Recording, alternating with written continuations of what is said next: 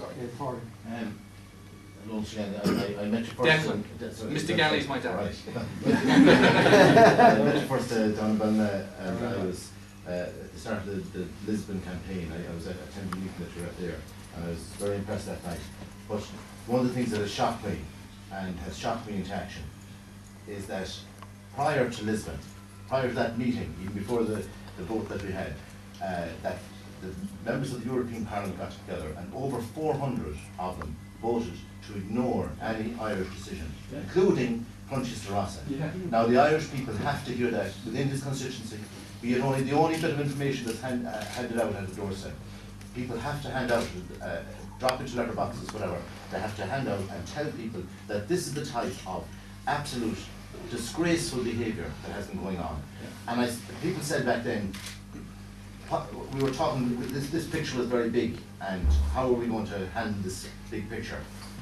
And they said it was impossible. And as I see it, we need a total root and branch review. We need a total clean out of these people who are anti-democratic. We're not seeking to take 1 seat or 2 seats.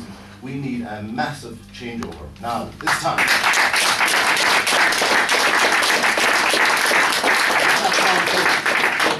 The defeat of Lisbon was impossible.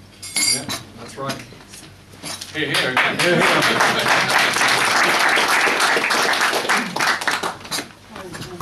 come from Mayo Island. What village? Clackmore. So, but I'd just like to say that I have been, all of my life, I have been Fianna Fáil. And I have voted with the Fianna Fáil party because of, let's say, my ancestors would have voted Fianna Fáil, like that. But did you know Martin McHugh in Geneva? yes, it is. He's my granddad. But anyway, I would just say this, that I've become very disillusioned with the political structure that's in place in this country. Number one, I'm a breast cancer survivor, and we took the bus from Mayo to Dublin to try and keep the services here in Castlebar. You know, I know I'm not talking about the EU here, but I'm just talking about the political structure here. No, you are. I'm just saying, I was horrified that I sat in a gallery in Lower Airden and I had to look down at the Minister for Health being quite rude, to be honest. And when the good doctor himself tried to put the case forward for, we'll say, the Castlebar General, she constantly played the whole time with her mobile phone. Now I just work as a part-time librarian, and I probably pay her wages, and so does everybody else in the room have to pay her wages. And to constantly, number one, play on a mobile phone and not even listen to a man try and put a case forward, and number two, to quote from the 2001 reports of Mayo, or of we'll say, the health report from 2001, stating numbers that went back to 2001 about cases in Castlebar when Castlebar wasn't open at that time. And number two, you know, my wages are levied, right, every week. I have to pay, we'll say, for some so-and-so, to be quite honest with you, for ripping the country off by paying billions into other banks, and they're getting a golden handshake of 110,000. There's something wrong with democracy. It's terrible. It's terrible. It's terrible to see women. I'll give you an instance now. Maybe you're not familiar with this, but the Centre of Excellence that's placed in Galway, there has been 50 cases misdiagnosed in it, number one. Number two, a woman had a serious operation there about 6 weeks ago. She had to be carried in a taxi under anaesthetic from one end of the hospital to the other. That's outrageous.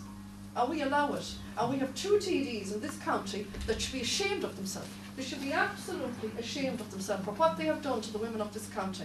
I'll tell you, number two, another thing I'll tell you. We fundraised. Anything that's across the road has been fundraised by the good women of this county that have gone through breast cancer. They have gone out day and night to fundraise. Right? I walked down the catwalk of this hotel myself as a breast cancer survivor to raise funds for the oncology unit. Where is it gone? Where is the money that's gone? It's gone. Right? And another thing is, what I cannot understand is, why can't we just manage to rise up and just say, no, we've had enough of it. I've been Fianna Fáil all my life. The ordinary man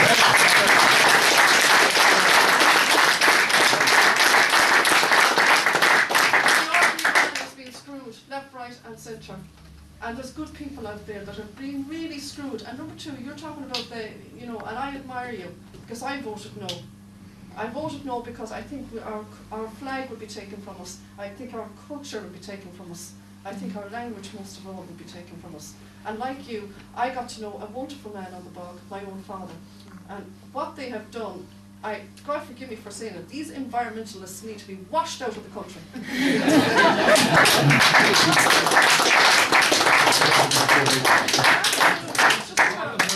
And just one more thing, just to conclude my whole thing.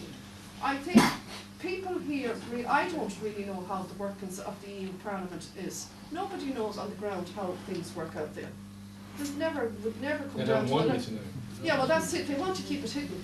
But I mean, you only have to look at the McSharry reforms in 1991, what he done to the poor farmer, he squeezed them out. People can't have planning permission and come back to their own places to live. I think that's ridiculous. How dare they dictate the laws of our country?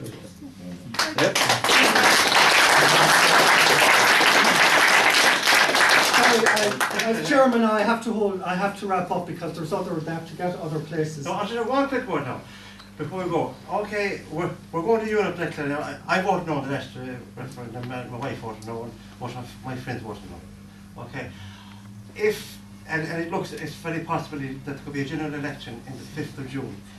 Would you not be interested in starting up a party at home as well as Europe?